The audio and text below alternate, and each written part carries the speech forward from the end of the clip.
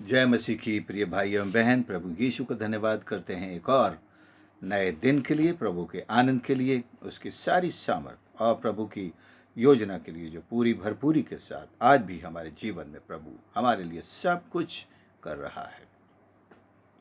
प्रियो, प्रभु का वचन हमें प्रतिदिन हमारा आह्वान करता है कि हम परमेश्वर के वचन को सुनें, उसे अपने हृदय में जमा करें और उसी के प्रकाश में अपने जीवन को प्रतिदिन जिएं।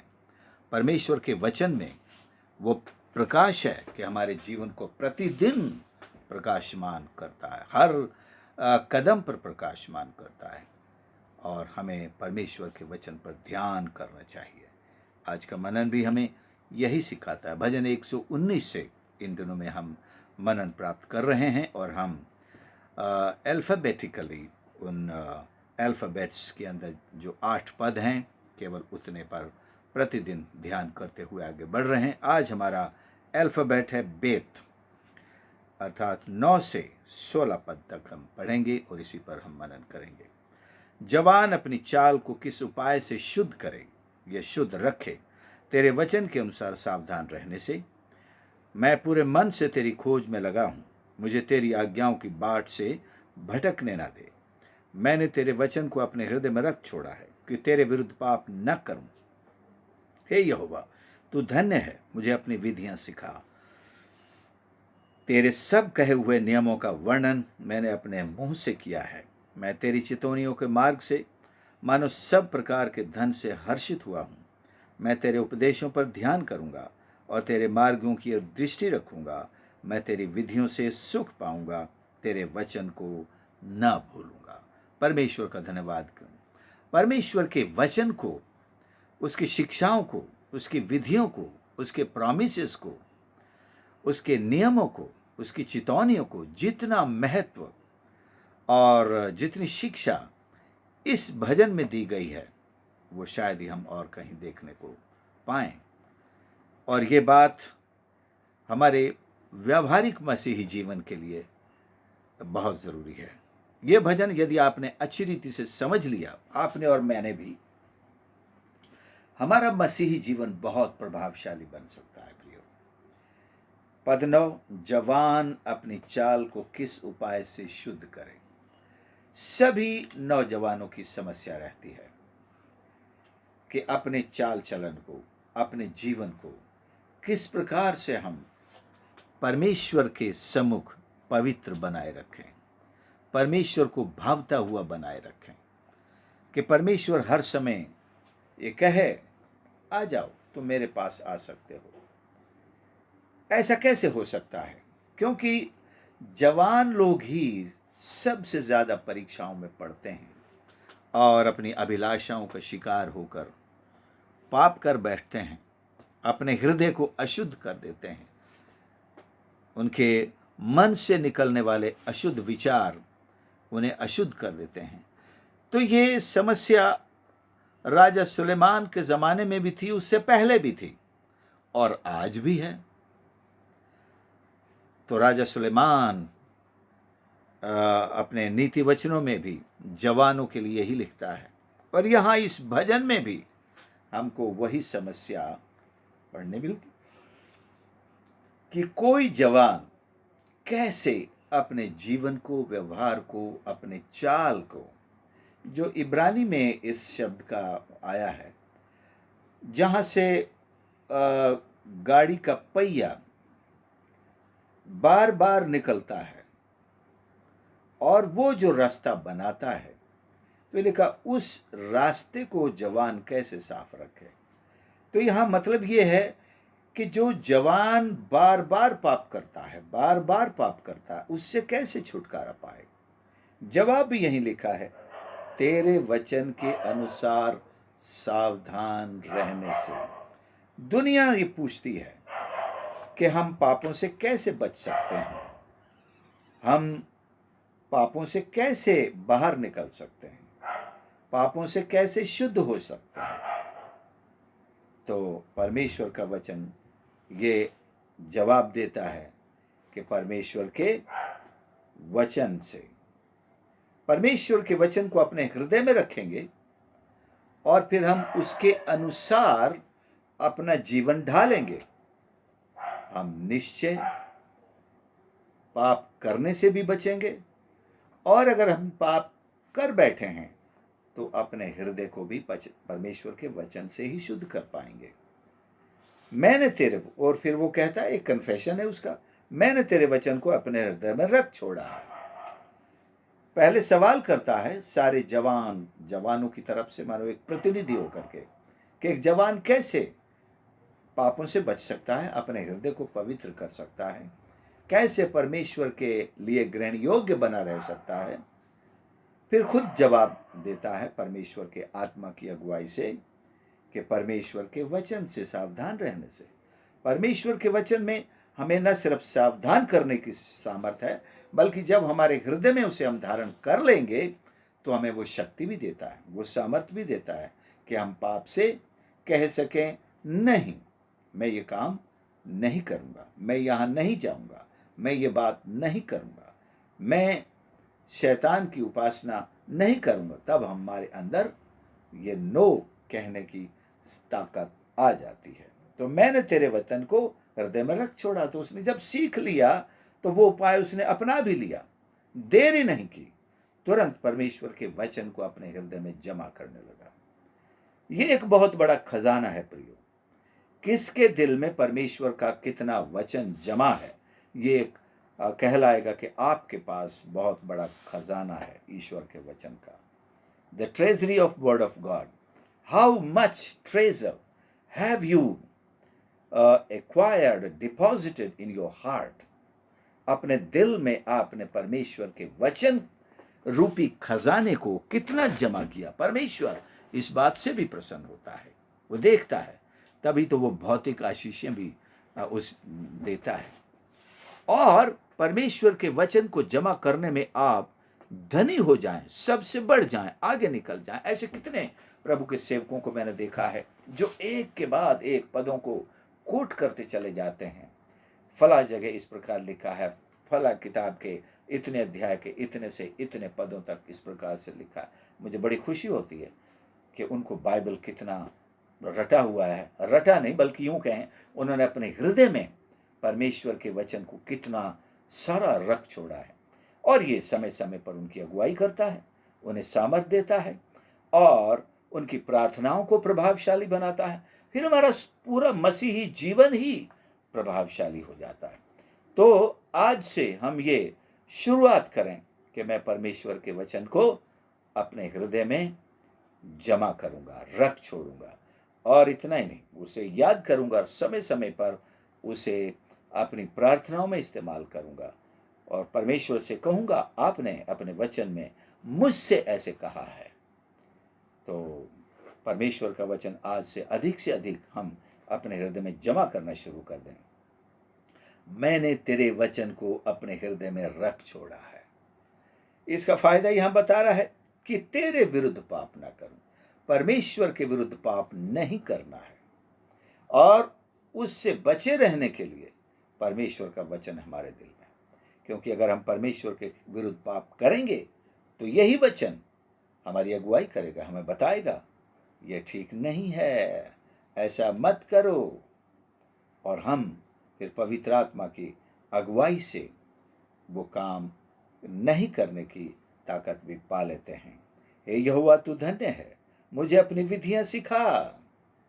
सीखना क्या है हमको अपने जीवन में? परमेश्वर की शिक्षा, उसके डॉक्ट्रिन्स, उसकी विधियां। इंग्लिश में आता है स्टैच्यूट्स, दैट टीच मी योर स्टैच्यूट्स। तेरी जो शिक्षाएं हैं, तेरी जो विधियां हैं, वो मुझे सिखा परमेश्वर। प्रभु की शिक्षा हम सीखें। कोई ऐसी प्रार्थना करता है आज? सब कहते हैं मुझे कुछ काम करना सिखाओ, मुझे ये सिखाओ, और ईश्वर से दूर रहने वाले लोग बुराइयां सीखना चाहते हैं। कोई इस संसार में टेक्नोलॉजी सीखना चाहता है, मोबाइल चलाना सीखना चाहता है, कंप्यूटर चलाना सीखना चाहता है। कौन परमेश्वर की विधियां सीखना चाहता है? Who wants to learn the word of God? भजन 119 पूरा परमेश्वर के वचन को महत्व देता है। और जिस इंसान की जिंदगी में परमेश्वर के वचन को महत्व नहीं है, परमेश्वर की नज़र में भी उसको महत्व नहीं है। वो केवल दाल रोटी मांगने के लिए जीता है। उसका रिश्ता परमेश्वर से केवल स्वार्थ पर आधारित है, कुछ पाने के लिए। आज मुझे ये दे दे, अब मुझे ये दे दे, शाम को ये दे दे, सुबह ये दे दे, मेरे परिवार को ये दे दे, बच्चों को ये दे दे। परमेश्वर के साथ एक खरा रिश्ता, उसके वचन को अपने दिल में जमा करना, उसकी विधियों को सीखना, उसकी शिक्षाओं को। तब तेरे सब कहे हुए नियमों का वर्णन मैंने मुंह से किया है। परमेश्वर की जो शिक्षाएं हैं, उसके नियम हैं, स्टैट्यूट्स हैं, उनका वर्णन हमारे मुंह से होना चाहिए। परमेश्वर की आज्ञाओं का वर्णन होना चाहिए। तो परमेश्वर एक ही है। परमेश्वर की मूर्ति नहीं बनाना है, अपने माता पिता का सम्मान करना है, परमेश्वर के नाम को व्यर्थ नहीं लेना है, व्यभिचार नहीं करना है, चोरी नहीं करना है, हत्या नहीं करना है, झूठी साक्षी नहीं देना है। ये सब परमेश्वर की शिक्षाएं हैं जो वचन सीखने से हमको सिखाती हैं, हमको हिम्मत देती हैं, अगुवाई करते हैं। ये शिक्षाएं वचन के रूप में कि हम ऐसा न करें, और हमको ऐसा न करने की ताकत भी देती हैं। मानो सब प्रकार के धन से हर्षित हुआ हूँ। सो परमेश्वर की शिक्षा पाकर हम आनंदित होते हैं, जैसे मानो को हमको सब प्रकार का धन मिल गया, ईश्वर का वचन आपको मिल गया। आप ऐसे खुश हो जाएं जैसे आपको दुनिया का सारा धन मिल गया है, क्योंकि बाकी सारा धन तो छीन लिया जाएगा, बच्चे बांट लेंगे। आपका जो कमाया हुआ धन है बच्चे बांट लेंगे। हमारे पिताजी का धन हमने बांट लिया और हम फिर छोड़ के दूसरों को चले जाएंगे। लेकिन एक धन ऐसा है जो आप भी कमाएंगे, आपके साथ भी जाएगा, वो आपके बच्चों के साथ भी रहेगा, बच्चों के बच्चों के साथ भी रहेगा। ऐसा धन हो, न केवल वो आपके साथ जाए, आपकी पीढ़ियों के पास भी रह जाए, ऐसा धन चाहिए। तो वो है, मानो सब प्रकार के धन से हर्षित हुआ हूं, मैंने तेरी चितौनियां, तेरे उपदेशों पर ध्यान करूंगा, तेरे मार्गों की ओर दृष्टि रखूंगा, तेरी विधियों से सुख पाऊंगा, तेरे वचन को न भूलूंगा। ये है परमेश्वर का धन, परमेश्वर का वचन, उसकी आज्ञाएं, उसकी विधियां, उसके नियम, उसकी चितौनियां। ये है परमेश्वर का धन जो परमेश्वर के इस पवित्र वचन में है।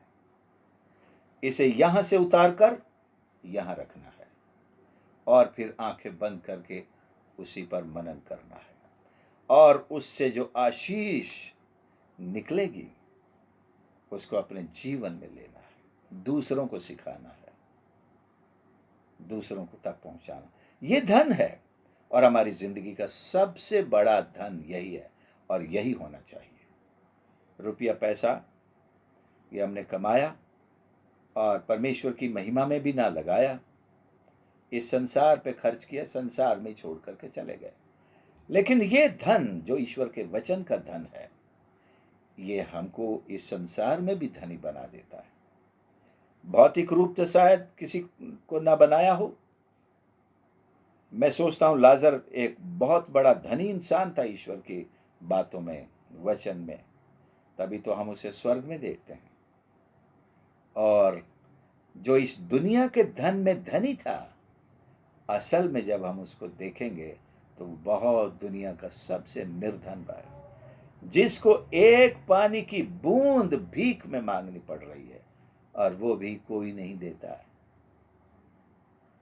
स्वर्ग में कोई किसी को भीख नहीं देता है, क्योंकि जो स्वर्ग में है उनको तो चाहिए नहीं, वो तो आनंद से, खुशी से। लेकिन जो नरक में है वो भीख तो मांग सकता है, लेकिन उसे मिलेगा कुछ नहीं। सो प्रियो, मैं तो इस बात को आज से और ज्यादा और मजीद ध्यान रखता हूं कि मैं परमेश्वर के वचन को अपने हृदय में और ज्यादा से ज्यादा ग्रहण करूंगा, फिर उसके प्रकाश में चलूंगा, सोचूंगा, मनन करूंगा। इसी वचन के प्रकाश में अपने जीवन के सारे व्यवहार तय करूंगा। ईश्वर की सेवकाई में, मेरे प्रार्थना के जीवन में, मेरे प्रचार के जीवन में सारा सरल हो जाएगा मेरे लिए, जब वचन अधिक से अधिक मेरे अंदर होगा।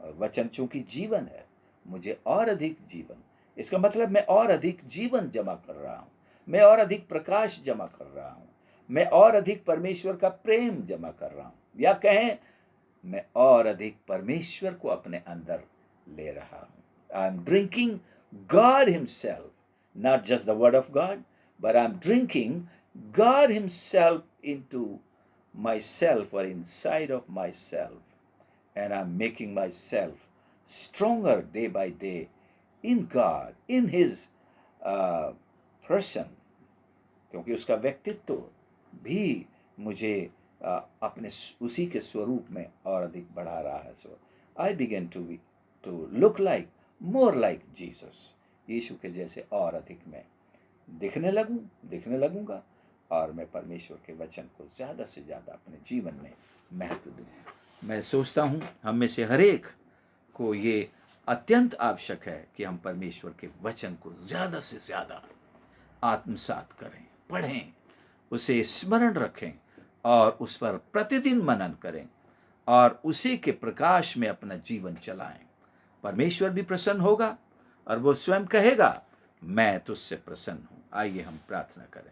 प्यारे प्रभु मेरे परमेश्वर, मैं धन्यवाद करता हूँ आपके इस पवित्र वचन के लिए, जिसने आज हमें ये इस रोशनी तक पहुँचाया परमेश्वर, कि आपका वचन हमारा एक सबसे बड़ा खजाना है, जो हमारे जीवन को इस संसार में बना सकता है, जो इस संसार में रोशन रखता है, जो आपकी संगति में बढ़ाता है, जो आपकी सेवा में सामर्थ्य के साथ बढ़ाता है। और इतना ही नहीं, ये खजाना हम अपने साथ स्वर्ग में भी लेकर जाते हैं, और ये खजाना हम अपने परिवार में, बच्चों में भी खुदावंद छोड़ करके जाते हैं, कि वो भी इस नक्शे कदम और इस गवाही को अपनाते हुए और अधिक आपकी आशीषें प्राप्त करें। हर एक सुनने वाले के लिए प्रार्थना करता हूँ, उनके परिवार जनों के लिए प्रार्थना करता हूँ।